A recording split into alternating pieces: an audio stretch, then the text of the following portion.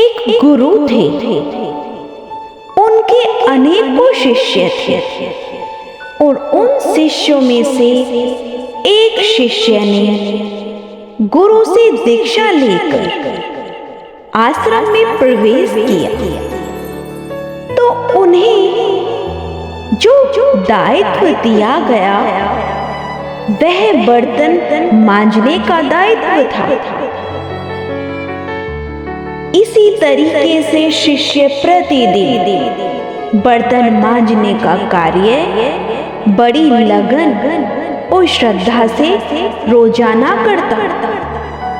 आश्रम के अन्य शिष्य जब धर्म चर्चा और गुरु पूजा में लगे रहते तब भी वह शिष्य गुरु के आदेश अनुसार अपने नियत कर्म में लगा रहता।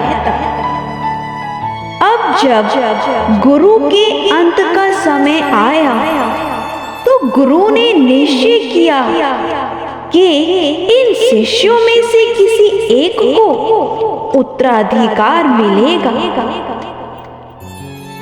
तो गुरु ने घोषणा पत्र लिख दिया। मृत्यु उपरांत जब घोषणा पत्र को खोला गया तो उस घोषणा पत्र में उस शिष्य का नाम था जिसे बर्तन मांजने का कार्य दिया गया था। अन्य सभी शिष्य बड़े आश्चर्यचकित हो गए। इस सबसे कम योग्यता वाले व्यक्ति को, जिसका पद भी बहुत छोटा था, उसे उत्तराधिकार कैसे दिया जा सकता है? समाधान करने वालों ने समझाया कि सेवा, श्रद्धा और अनुशासन यही शिष्य की सबसे बड़ी योग्यता है। इन सब के आगे पद की उच्चता कोई महत्ता नहीं रखती। जिस किसी में भी श्रद्धा, अनुशासन होता है वही सबसे ज्यादा योग्य व्यक्ति होता है।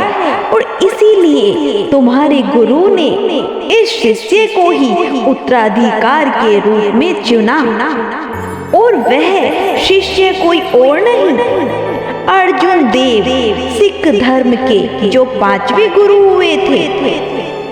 उन्होंने यह कार्यभार संभाला और अपनी श्रद्धा के बल पर सिख धर्म की महती सेवा की। तो हमेशा ध्यान रखिए, पद की उच्चता नहीं बल्कि हमारी श्रद्धा और अनुशासन को हमेशा ध्यान में रखकर ही हमारी पदोन्नति होती है।